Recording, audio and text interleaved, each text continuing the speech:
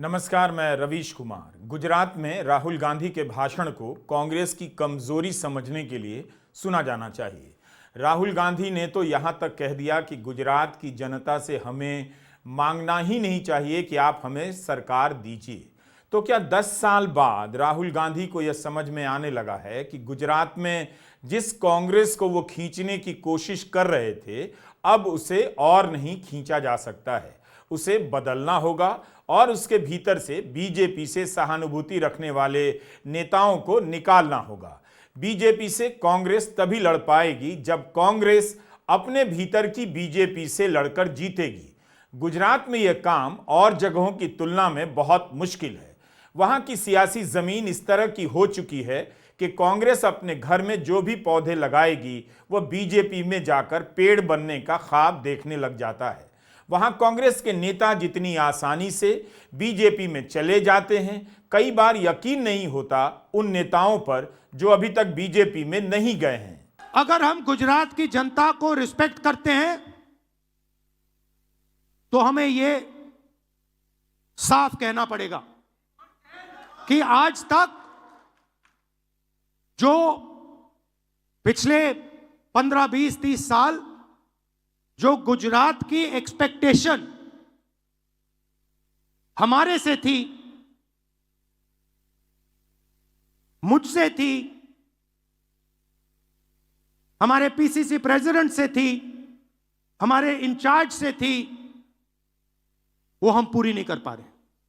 पहले ये बोलना पड़ेगा, क्योंकि अगर हम ये नहीं बोलेंगे तो हमारा गुजरात की जनता से कभी रिश्ता नहीं बनेगा। और मैं यहां गुजरात के युवाओं से रिश्ता बनाने आया हूं।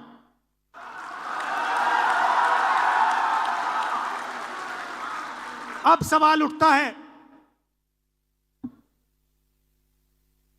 क्यों? और उसका जवाब है कि गुजरात की जो लीडरशिप है, गुजरात के जो कार्यकर्ता हैं, गुजरात के जो डिस्ट्रिक्ट प्रेसिडेंट्स हैं, ब्लॉक प्रेसिडेंट्स हैं, उसमें दो तरीके के लोग हैं। डिवीजन है। अभी यहां पे बैठे हुए हैं सब लोग, मगर दो टाइप के हैं।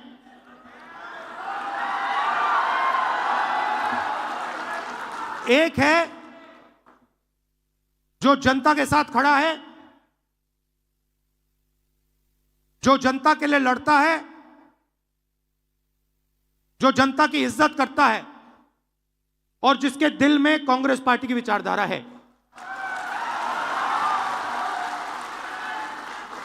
और दूसरा है जो जनता से कटा हुआ है, दूर बैठता है, जनता की इज्जत नहीं करता है,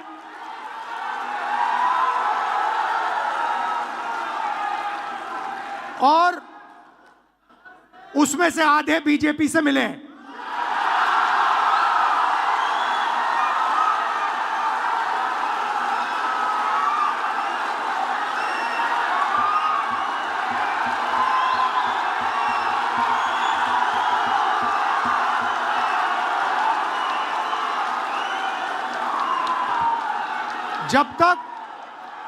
जब तक हमने इन दो को क्लियरली अलग नहीं किया, तब तक गुजरात की जनता हम में बिलीव नहीं कर सकती है।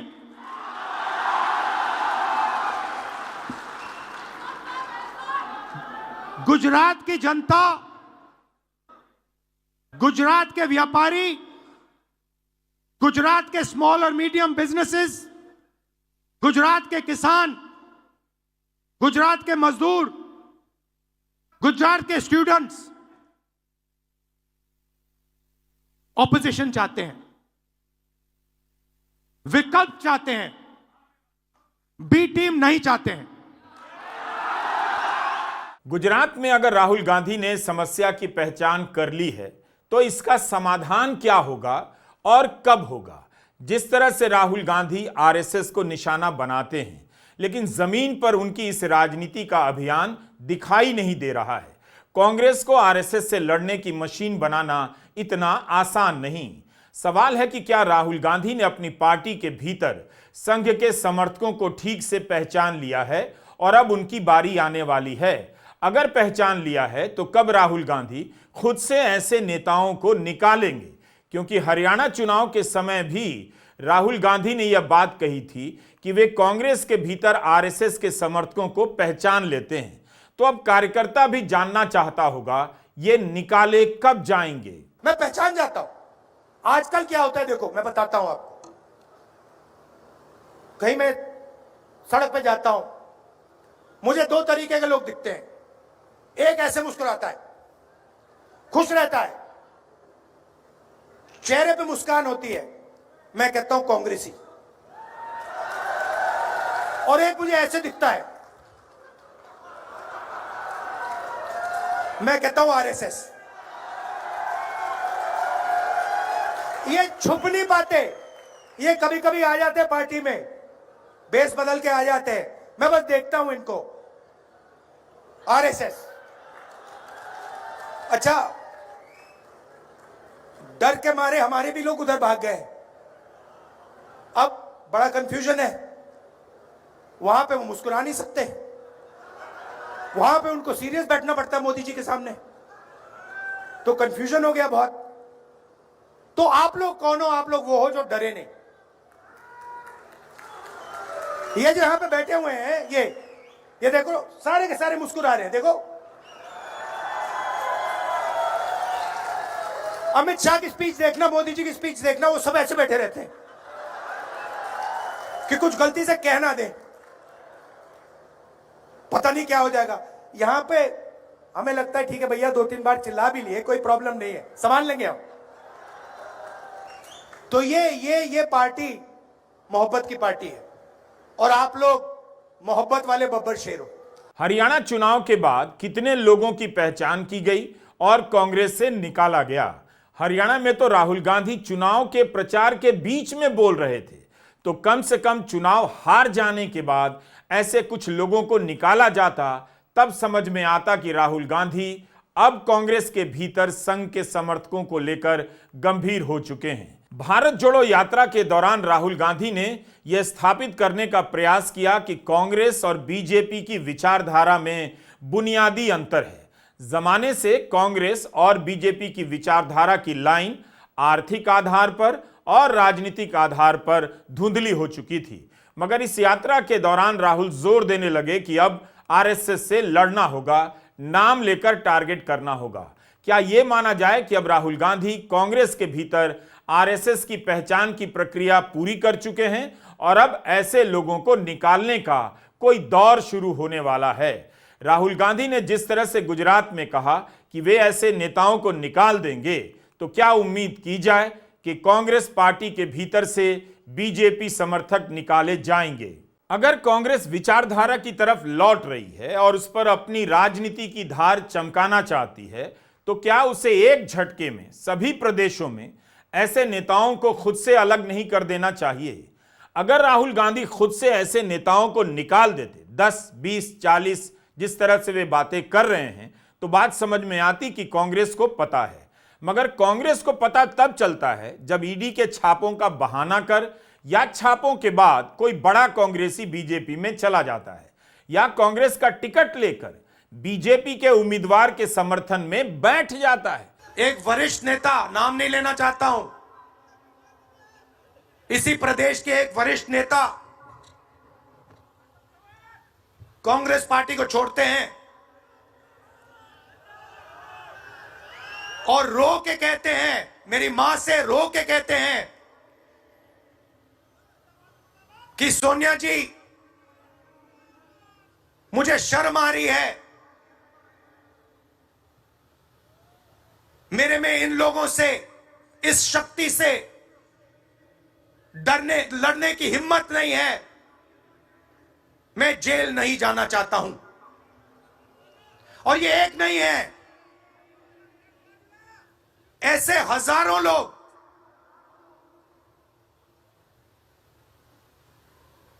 डराए गए हैं। क्या आप सोचते हो शिवसेना के लोग, एनसी के लोग ऐसे ही चले गए? नहीं, जिस शक्ति की मैं बात कर रहा हूं, उन्होंने उनका गला पकड़कर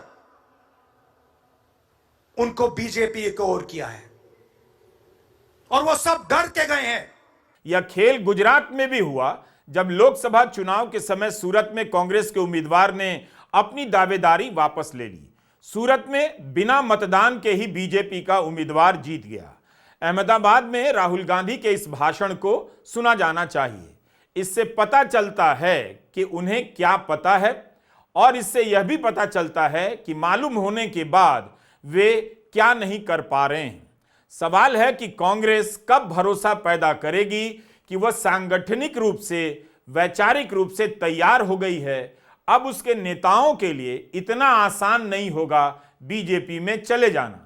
जिस तरह से बीजेपी का नाराज से नाराज नेता इतनी आसानी से कांग्रेस में नहीं आता है। गुजरात फंसा हुआ है। गुजरात को रास्ता नहीं दिख रहा है।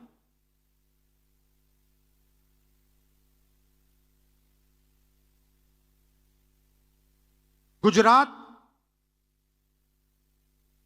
रास्ता देखना चाहती है, आगे बढ़ना चाहती है।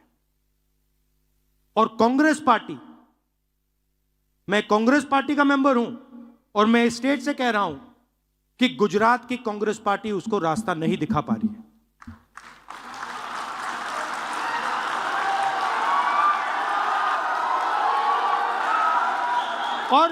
और मैं शर्मा कर नहीं बोल रहा हूं, मैं डर के नहीं बोल रहा हूं, मैं शर्मा के नहीं बोल रहा हूं, मगर मैं आपके सामने ये बात रखना चाहता हूं कि चाहे हमारे कार्यकर्ता हो, चाहे राहुल गांधी हो, चाहे हमारे जनरल सेक्रेटरी हो, चाहे हमारे पीसीसी प्रेसिडेंट हो, हम गुजरात को रास्ता नहीं दिखा पा रहे हैं।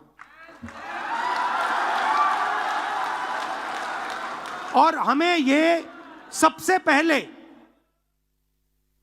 अगर हम गुजरात की जनता को रिस्पेक्ट करते हैं तो हमें ये साफ कहना पड़ेगा कि आज तक जो पिछले 15, 20, 30 साल जो गुजरात की एक्सपेक्टेशन हमारे से थी, मुझसे थी,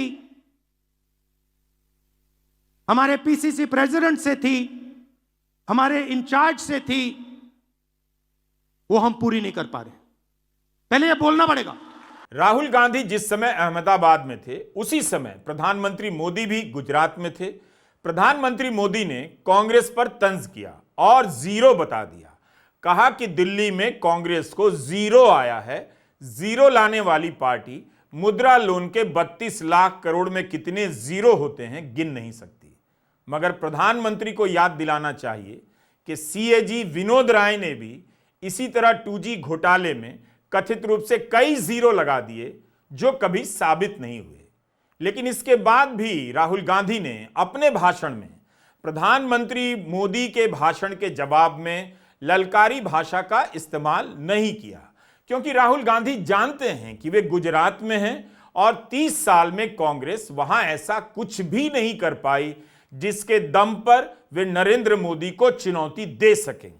एक पल में नरेंद्र मोदी साबित कर सकते हैं कि गुजरात में भी कांग्रेस वही चलाते हैं।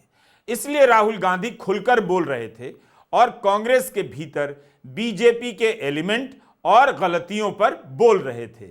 एक बार मेरी मीटिंग हो रही थी, वहां पे शायद मध्य प्रदेश का डेलीगेशन था। एक कार्यकर्ता खड़ा हुआ,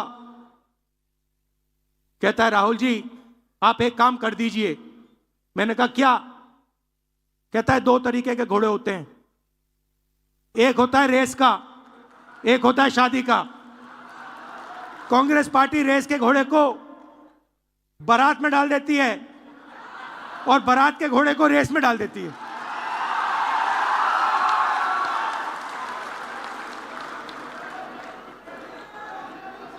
अब गुजरात की जनता देख रही है, गुजरात की जनता देख रही है, कह रही है भैया कांग्रेस पार्टी ने रेस में बारात का घोड़ा डाल दिया। तो अगर हमें रिश्ता बनाना है तो हमें दो काम करने हैं। पहला काम, ये जो दो ग्रुप हैं इनको अलग करना है सीधा। अगर हमें सख्त कार्रवाई करनी पड़ी, 10, 15, 20, 30, 40 लोगों को निकालना पड़ा, निकाल देना चाहिए।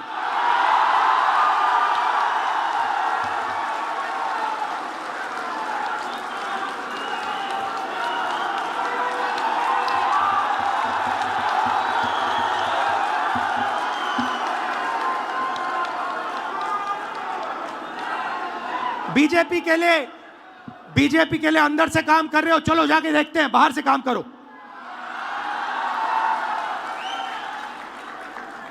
तुम्हारी वहां जगह नहीं बनेगी, बाहर फेंक देंगे तुम्हें।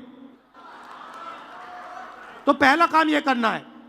और जैसे ही, मतलब अगर हमारा कोई डिस्ट्रिक्ट प्रेसिडेंट हो, ब्लॉक प्रेसिडेंट हो, सीनियर लीडर हो, तो यहां पे कांग्रेस होनी चाहिए, दिल में कांग्रेस होनी चाहिए। जीतने हारने की बात छोड़ दो, अभी जीतने हारने की बात छोड़ दो। बस हमारे जो डिस्ट्रिक्ट प्रेसिडेंट्स हैं, जो हमारे लीडर हैं, अगर उनका यहां हाथ ऐसे कटे तो उसमें से कांग्रेस का खून निकलना चाहिए। मध्य प्रदेश के कार्यकर्ता ने राहुल गांधी को बात तो ठीक बताई, लेकिन क्या अब यह बंद हो गया है या अब भी बारात के घोड़े को चुनाव के काम में लगाया जा रहा है? राहुल गांधी को यह बताना चाहिए कि उन्होंने कहां कहां बारात के घोड़े रेस के मैदान से हटा दिए। मध्य प्रदेश के चुनाव में जब कांग्रेस हारी, तब आरोप लगे कि कांग्रेस के भीतर कई नेता बीजेपी से मिल गए थे। बड़ी संख्या में कार्यकर्ताओं ने चुनाव से पहले कांग्रेस छोड़ दी और बहुत सारे नेता कांग्रेस में रहते हुए बीजेपी का काम करते रहे। लोकसभा चुनाव से पहले सूरत की तरह इंदौर से भी कांग्रेस का घोषित उम्मीदवार बीजेपी के समर्थन में बैठ गया। क्या वाकई राहुल गांधी कांग्रेस के भीतर बीजेपी से मैनेज होने वाले नेताओं के खिलाफ अभियान छेड़ने जा रहे हैं? उन्हें इस रिपोर्ट की याद दिलाना चाहता हूं। यह मार्च 2024 की इंडियन एक्सप्रेस की रिपोर्ट है। आनंद मोहन झा की इस रिपोर्ट में बताया गया है कि बीजेपी ने नरोत्तम मिश्रा के नेतृत्व में एक स्क्रीनिंग कमेटी बनाई है, जिसका काम है कांग्रेस के कार्यकर्ताओं को, नेताओं को बीजेपी में शामिल कराना, उनकी स्क्रीनिंग करना। इस कमेटी के अनुसार 16,000 से अधिक कार्यकर्ता और नेता कांग्रेस से लेकर सपा और बसपा से बीजेपी में शामिल कराए जा चुके हैं। 1 साल हो गए इस रिपोर्ट को छपे हुए। बीजेपी कांग्रेस से बीजेपी के लायक नेताओं को लेने के लिए स्क्रीनिंग कमेटी बना रही है, तो कांग्रेस अपने भीतर से बीजेपी के समर्थक नेताओं और कार्यकर्ताओं को निकालने के लिए, पहचानने के लिए क्या कर रही है? राहुल गांधी को अगर आरएसएस से मोर्चा लेना है, विचारधारा के आधार पर अपने कार्यकर्ताओं को तैयार करना है, तो उन्हें यह काम तेज गति से करना होगा। कांग्रेस को बीजेपी से खाली कर देना होगा। गुजरात में चुनौती तो और भी मुश्किल है। गुजरात में कांग्रेस टूटती नहीं, कांग्रेस के टिकट पर जीते हुए उम्मीदवार पार्टी छोड़कर चले जाते हैं। इतना आसान हो गया है, कांग्रेस का विधायक इस्तीफा देता है और फिर बीजेपी के टिकट पर चुनाव लड़ता है और जीत भी जाता है। अर्जुन मोढवाडिया को कांग्रेस का अध्यक्ष किसने बनाया? वो अब बीजेपी में है। हार्दिक पटेल को कांग्रेस का अध्यक्ष किसने बनाया? वो अब बीजेपी में है और हार्दिक को इसका इनाम मिल चुका है। उनके खिलाफ देशद्रोह के सारे मुकदमे वापस लिए जा चुके हैं। इन लोगों को कांग्रेस पहले से क्यों नहीं पहचान सकी कि इनमें विचारधारा को लेकर टिकने की क्षमता नहीं है? मेरी जिम्मेदारी क्या बनती है? जब कांग्रेस पार्टी को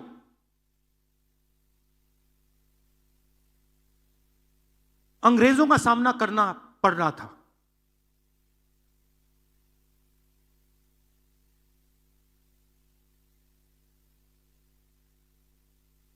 हम सब जगह नेतृत्व को ढूंढ रहे थे। अंग्रेज हमारे सामने थे, कांग्रेस पार्टी हिंदुस्तान की जनता को रिप्रेजेंट करती थी, मगर हमारा कोई लीडर नहीं था। लीडर कहां से आया? लीडर साउथ अफ्रीका से आया।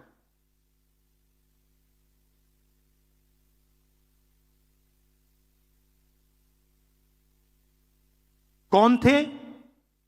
महात्मा गांधी थे। और किसने हमें दिए? साउथ अफ्रीका ने नहीं दिया। गुजरात ने कांग्रेस पार्टी को हमारा ओरिजिनल नेतृत्व दिया।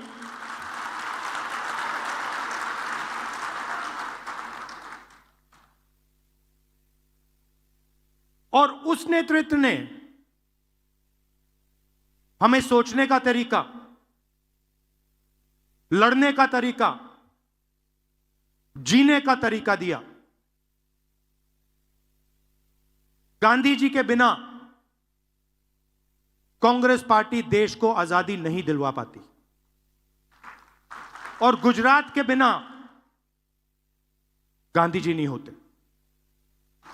सीधी सी बात। तो अगर हमें रास्ता दिखा, हमारे संगठन को रास्ता दिखा, हिंदुस्तान को रास्ता दिखा, तो गुजरात ने रास्ता दिखाया था।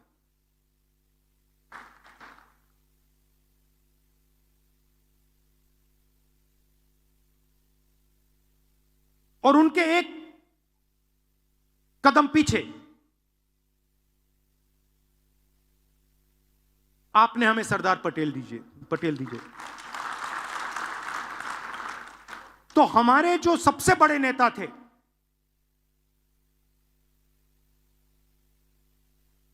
पांच जो सबसे बड़े नेता थे कांग्रेस पार्टी के, उसमें से 2 गुजरात ने हमें दिए।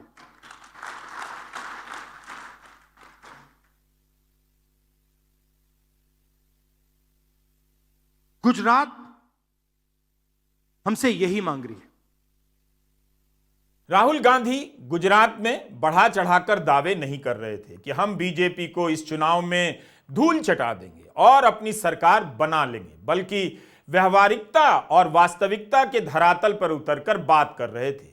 किसी पार्टी के नेता ने आज तक यह नहीं कहा होगा कि हमने जनता का विश्वास नहीं जीता, इसलिए हमें गुजरात की जनता से सरकार में आने का मौका मांगने का कोई हक नहीं। अब तकरीबन 30 साल हो गए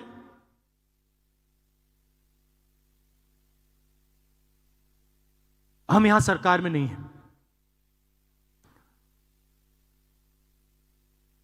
और जब भी मैं आता हूं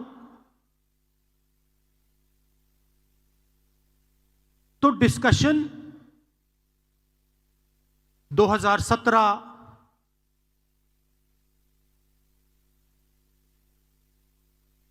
चुनाव पे होता है, 2012, 2007, 2022, 2027,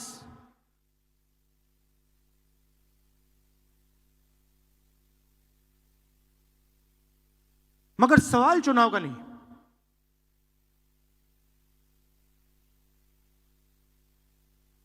जब तक जो हमारी जिम्मेदारी है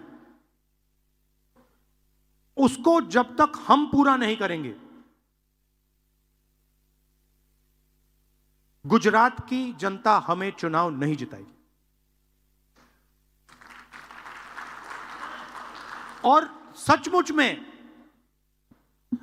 हमें गुजरात की जनता से यह मांगना भी नहीं चाहिए कि आप हमें सरकार दीजिए जब तक हमने अपनी जिम्मेदारी पूरी करी। जिस दिन हमने अपनी जिम्मेदारी पूरी कर दी, उस दिन मैं आपको गारंटी करके कहता हूं कि गुजरात के सारे लोग कांग्रेस पार्टी को अपना समर्थन दे देंगे। राहुल गांधी गुजरात में छानने की बात कर रहे हैं। सवाल है कि वे कंकड़ छानेंगे या चाय की पत्ती छानेंगे। इसका प्रमाण तो खुद राहुल गांधी को देना होगा। उनकी भी आलोचना होती है कि उनके आसपास रेस के नहीं, बारात के घोड़े भर गए हैं। जब तक राहुल गांधी के आसपास रेस के घोड़े नजर नहीं आएंगे, कार्यकर्ता कैसे यकीन करेंगे? सवाल है कि छानने का काम किस राज्य से शुरू होगा।